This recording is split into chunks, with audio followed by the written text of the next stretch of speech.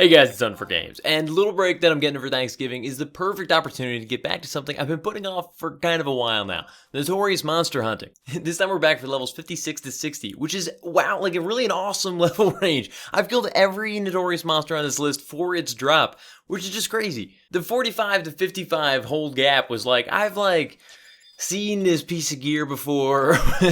I wanted to know where it was from, but nothing that I hunted in the prime. Anyways, I hope you guys had a great Thanksgiving, because for me, nothing is quite as nostalgic as killing some Notorious Monsters on a holiday break. I used to wake up early in the morning, I'd be like, no one's playing right now. It's like a holiday. Plus, we've got some great top of the line, great katana action coming up at the end of this video, which plenty of you have been asking for forever. So let's just get right into it. First off, we have one of my all-time favorites, Centurio X1. Centurio X1 is in that dirty little section of the quicksand caves that people actually visited fairly often, so it's sort of what I picture whenever I think of quicksand caves. First off, it's really easy to get to. It's right by the outside of Crystal, and you can party down there fighting spiders, beetles, antikins, and this guy and Titan are both down there. There's also probably some story-related stuff that I'm forgetting, but regardless, you've been here. But this guy dropped the Shaman's Cloak, legitimately one of my favorite pieces of gear in this game, bar none. Seriously, I love this thing. It's mostly used by NPCs, like that Mithra from early on the Winders storyline. She had it, and it was incredible looking, and I was like, how do I, she was she was an archer, she was a ranger with, I don't know why she was wearing this, but so cool. So when I found out that you could get it and wear it on your own personal character, it was actually decent for mages for a few levels. I hunted it down immediately. I mean, elemental and enfeebling skill +5 is no joke, and in +4 is fantastic too. Taking up a head slot and a body because it was one of those cool robes, it was both slots. It was going to be beaten pretty soon by artifact gear on Red Mage or Black Mage, or the Vermilion's Cloak, or any of the other things you can wear at that level. But it was always a great swap-in piece for beginner's enfeebling set on Black Mage, and it just looked amazing, and was, useful for 4 or 5 levels, which was pretty good for a piece of gear in the 50s range, because you could be in the 50s for a while. It's rare exclusive though, so you'd only go after it for the pure desire to just look badass, and obviously the stat perks for those few levels. I can't tell you how thrilled I was to get this drop back when I was playing. I was ecstatic, and I actually immediately went to level Red Mage so that I could enjoy it for the 3 or 4 levels where it's useful. And I think I only got Red Mage to 60, and I was like, the artifact gear is amazing too, and then I just never kind of leveled the job. That is an exhausting job in parties. But we're finally getting into Notorious Monsters that aren't always super easy. I mean, this guy's an Antikin surrounded by Antikin buddies. Antikins tend to sleep, silence, stun, and petrify you. And when they're not doing that, they flashing you, blinding you, poisoning you, some other nonsense. Gravity? There's gravity in there. This guy particularly tends to sleep you and then cast ancient magic, like a nice tornado right in your face. At 75, he wasn't much of a challenge, but a little bit lower, if you were level 60 and you're I kind of want this thing, you might die. You probably will die. And you get embarrassed by the Antikin. Centurio X1. I'm just kind of pumped that I remember this guy being a little hard in the mid-60s range, and it was kind of dicey whether or not you should take him by yourself. Next, we have a very exciting moment, our first Cactuar Notorious Monster on this list. Seriously, Cactuars were the absolute worst monster, for the same reason that everybody hates them in every Final Fantasy. Let's be honest, even the normal ones, just a normal Cactuar running around, was a little scary. Even a stupid easy one way below your level is still capable of rocking you with 1,000 needles, if you're just alone and you can't split up that damage. You could stun the move, but I mean, most people just avoided them. They're why fight him? Who cares? I don't want the Cactuar milk or whatever. What did they drop? They dropped some weird, the Cactuar needles, but there's a milk too. It's a cactus milk. And Notorious Monsters were obviously harder versions of these things in general, which brings us to Cactuar Cantatar. Cactuar Cantatar. Cactuar Cantator. We're gonna go with that. Cactuar Cantator, maybe. This idiot dropped the Kung Fu Shoes, one of my favorite monk pieces of gear of all time, because it's just so weird. The Kung Fu Shoes fall under that series of monk feet that increase kick attack damage. Kick attacks are sort of another form of double attacks for monk only, where instead of punching, you'd occasionally just throw out a kick. That's what Taras looked like when they did it. They just kind of swung their whole body. It was it was really, really amusing. It was awesome, and one of the best reasons that Monk was so fun to play. As soon as I had 51, I really wanted the Kung Fu shoes, because they were like much better than the previous options. But it always was debatable whether or not the enhanced kick attack damage or with the Fumakayan were more beneficial to your damage overall. They were pretty pricey too, so I mean, especially if you already had the Fumakayan, I don't know if it was worth it to like swap them, but once the footwork job was released, they were a lot more popular than they were before, which made kick attacks your primary form of attack. And apparently they changed that like last year, so now you just have a stronger chance of doing a kick attack. Neat. Next we come to kind of like a goofy Notorious Monster, but I did kill him down in Sea Serpent's Grotto in a lovely Sagan camp behind the Mithril door, which remember that thing? You had to like trade it to Mithril coin, Mithril Beast coin? I had to go buy one to trade it. In my mind, there were like always less people down there because you had to get behind the door, but that wasn't really true. People were back there all the time. More likely, nobody cared because this guy sucks. I'm talking about Pa the Gull Collar, and he dropped the Calamar, which was like an okay polearm that was faster attack speed than the normal model. It was at like 396 attack speed, which for the most part was considered to be inferior because it like lessened the impact of your jumps, both in the TP gain and the damage you would do. So Dragoons didn't really like it.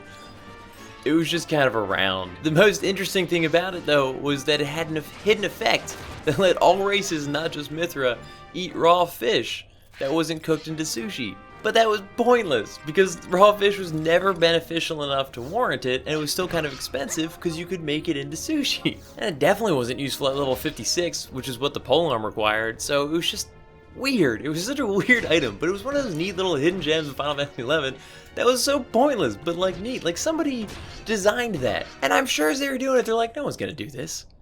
We're not even gonna write it as a stat, we're just gonna hide it. It's a hidden stat. Who found that? Who found out that this had a hidden stat?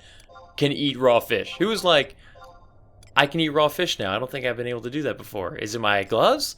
Is it my boots? It's the Calamar. Finally, though, we get to a Notorious Monster that actually meets the Notorious requirement. A rarity that is to be faced under a level cap, or at least used to, and tended to blow himself up. I'm talking, of course, about the Unstable Cluster. The Unstable Cluster dropped the famous Sobro Tsukihiro. Wow, I never say the Tsukihiro part, just the Sobro. And could be found in Riverside B1. Now, for anybody that remembers Riverside B1, it used to be capped at level 50, and it was miserable in there. Super awesome area, though. Anybody who first got to that area in Promethea was like, it's just floating. It's just rocks floating. You gotta teleport all over the place. So cool. The Sobro is a samurai-only great katana, and is the first drop in this series to have that delicious, occasionally attacks 2 to 3 times. This great katana was amazing up through level 75 for merit parties, as the TP game made it superior to like most other options. You could just throw out weapon skill after weapon skill. It wasn't good against like gods because you didn't want to give them TP. You just wanted to throw out like one huge 2k attack. But in parties, it was awesome. It was just a really fun weapon to have. You'd get TP in like 2 seconds on Samurai. If you had a 5-hit TP build and the Sobro, it was just like, I have TP, weapon skill. I have TP again, weapon skill. It was just constant. Meditate was like pointless. It really changed how Samurai played, and it was just cool. But like all truly amazing pieces of gear in Final Fantasy XI, it was a total bitch to get. First of all, Riverside B1 was just awful. At the time of the level 50 cap, everything in the zone was a danger to you and your party. I mean, even the decent challenge hippogriffs could like petrify you or something. What did they do? They did terror? Was it terrorize?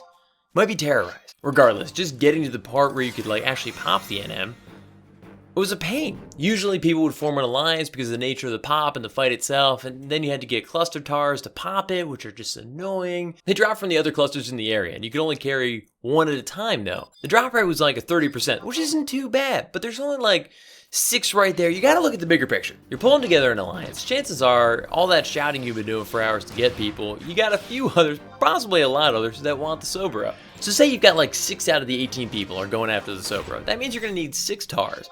Drop from annoying clusters that tend to blow themselves up and like explode right in your face and kill half your party. You need to get 18 people safely through Riverside 1, filled with true sight mobs and wyverns and shit. And then you need to actually kill the Notorious Monster, which wasn't a pushover. Self-destruct from this NM could easily wipe out a group, even with bar fire up. I mean, it was like 1200 damage at level 50.